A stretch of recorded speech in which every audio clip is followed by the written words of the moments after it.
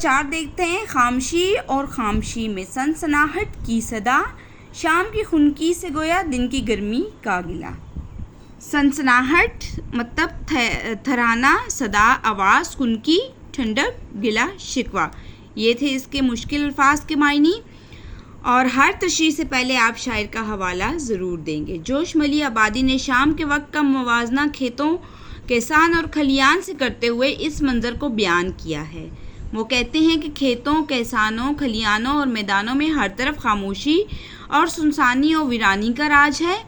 تاریکی شام کے وقت اپنے پر پھیلانا شروع ہو گئی ہے۔ خاموشی اور ویرانے کے اثرات شام کے وقت رفتہ رفتہ بڑھنے لگتے ہیں۔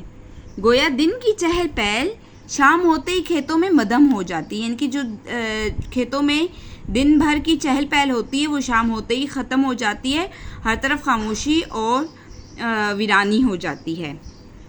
غروب آفتاب کے بعد سورج کی حدت اور تمازت ختم ہو جاتی ہے، یعنی کہ سورج کی جو گرمی ہوتی ہے وہ ختم ہو جاتی ہے اور درجہ حرارت کم ہو جاتا ہے۔ گویا دن کی حرارت شام سے شکوہ کر رہی ہے کہ شام کے آنے سے دن کی گرمی و حرارت کم ہو گئی ہے۔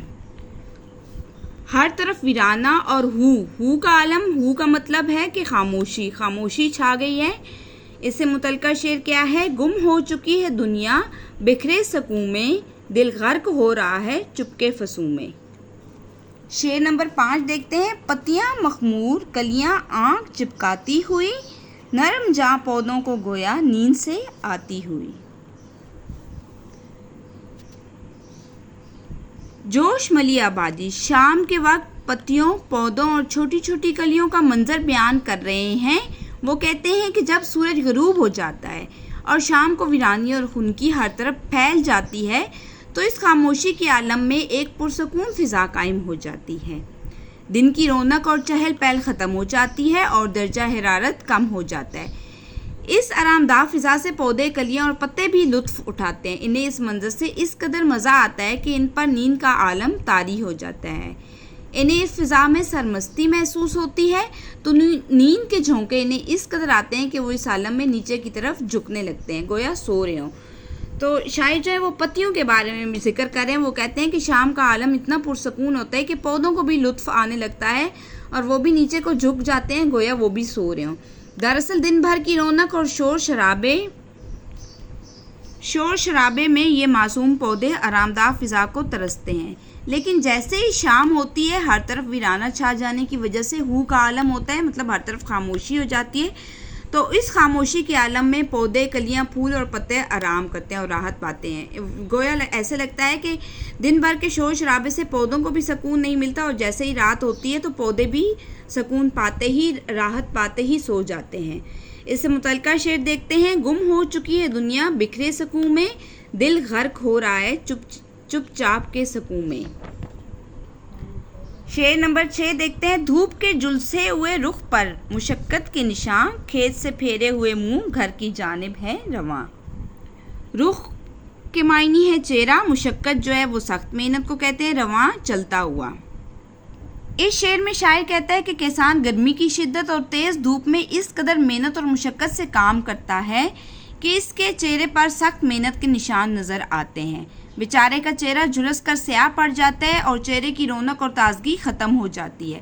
وہ سارا دن اپنے کھیتوں میں سخت محنت کرتا ہے، جس کے نتیجے میں وہ تھک کر چور ہو جاتا ہے۔ اب وہ منہ کھیتوں سے موڑ کر گھر کی طرف چل پڑتا ہے۔ گھر میں وہ اپنے بیوی بچوں میں گھل جاتا ہے، گھل مل کر اس کا دل بھی بہل جاتا ہے۔ وہ اگلے روز کی محنت و مشقت کے لیے راضی ہو جاتا ہے۔ اس سے متعلقہ شعر میں قتیل شفائی کیا کہتے ہیں، جو ہم نہ ہو تو زمانے کی سانس رک جائے، قتیل وقت کے سینے میں ہم دھڑکتے ہیں۔ یہ سماع اور ایک قوی انسان یعنی کاشتکار، ارتقاء کا پیشوا، تہذیب کا پروردگار۔ تو یہ ہے شعر نمبر 7۔ سماع سے مراد منظر، قوی مضبوط طاقتور، پروردگار پالنے والا رب، ارتقاء ہے ترقی، پیشوا امام، تہذیب رہن سہن۔ اس شعر سے ہمیں معلوم ہوتا ہے کہ جوش ملی آبادی کا کسانوں کے بارے میں کافی گہرا مشاہدہ ہے۔ وہ کہتے ہیں کہ جب شام کا اندھیرا ہر طرف پھیل جاتا ہے اور ہر شخص آرام کرنے کی غرض سے اپنے گھر کی راہ لیتا ہے، تب بھی کچھ لوگ کام کر رہے ہوتے ہیں۔ وہ لوگ کسان ہوتے ہیں جو اپنے اداس کھیتوں میں رات دیر تک کام کرتے ہیں۔ شاعر کہتے ہیں کہ ایک ملک کی ترقی کا دار و مدار اس کی زرعی پیداوار پر ہے، اور جس ملک کے کسان خوشحال ہوتے ہیں اس ملک کو ترقی کی منازل طے کرنے سے کوئی نہیں روک سکتا۔ کسی بھی ملک کی تہذیب کی اہمیت کسان ہی کی مرہون منت ہے۔ شاعر کہتے ہیں کہ اگر ایک ملک کے پاس بہت پیسہ تو ہو لیکن وہاں کے کسان سبزی اور پھل نہ اگائیں تو وہ ملک بہت بڑی پریشانی کا شکار ہو سکتا ہے۔ لیکن اس کے برعکس اگر ایک ملک کے پاس تھوڑے پیسے ہوں یعنی کہ کم پیسے ہوں لیکن زرعی پیداوار اچھی ہو تو اس ملک کا گزارا اچھا ہوتا ہے۔ تو جوش ملی آبادی کہتے ہیں کہ یہ کسان ہی کی محنت کا نتیجہ ہے۔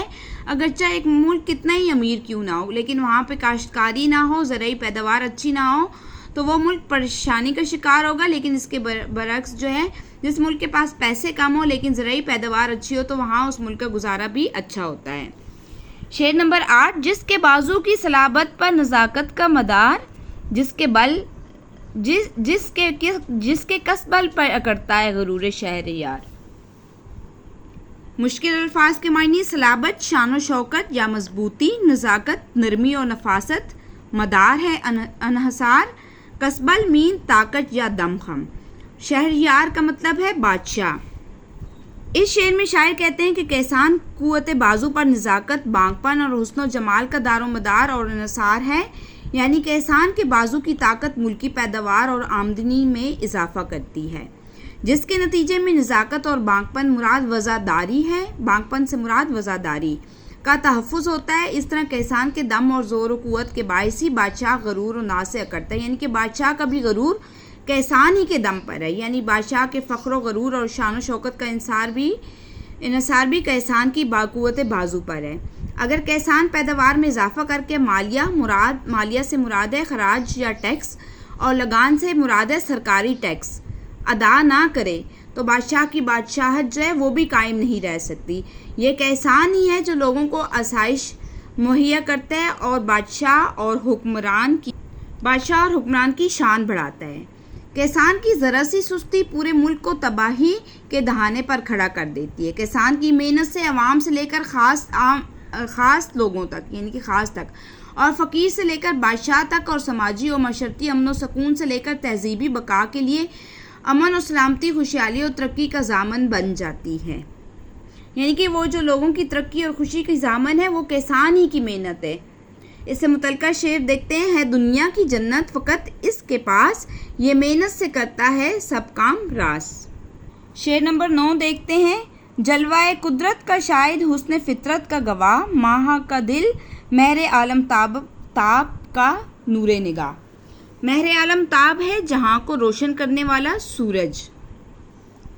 اس شعر میں شاعر کسان کی محنت و مشقت کی تعریف بیان کرتے ہوئے کہتا ہے کہ ہم جس طرف بھی آنکھ اٹھائیں ہمیں اللہ کی قدرت کے لامتناہی جلوے جا بجا بکھرے ہوئے نظر آتے ہیں۔ کسان قدرت کے جلوے یا نظارے کا گواہ مشاہدہ کرنے والا محبوب ہے۔ وہ دلکش و دل فریب قدرتی مناظر سے لطف اندوز ہوتا ہے۔ وہ حسن فطرت کا گواہ ہے، یعنی فطری حسن کا خوب قدر دان اور محرم ہے۔ کسان چاند کا دل یعنی چاند کا پیارا ہے۔ وہ چاندنی راتوں میں اپنے کھیتوں میں محنت و مشقت کر رہا ہوتا ہے اور چاندنی سے خوب لطف اٹھاتا ہے۔ سورج تمام دنیا کو روشن اور منور کرتا ہے۔ کسان اسی سورج کا نور نگاہ یعنی لاڈلا ہے۔ مطلب یہ کہ کسان فطری مناظر میں گھرا رہتا ہے اور سورج، چاند، ستارے اس کے ہمدم، ساتھی اور دوست ہیں، یعنی کہ دن کو اس کے سورج اس کی مدد کرتا ہے اور رات کے وقت چاند۔ اس سے متعلقہ شعر دیکھتے ہیں: کھول آنکھ زمین میں دیکھ، فلک دیکھ، فضا دیکھ۔ کھول آنکھ زمین میں دیکھ، فلک دیکھ، فضا دیکھ، مشرق سے ابھرتے ہوئے سورج کو ذرا دیکھ۔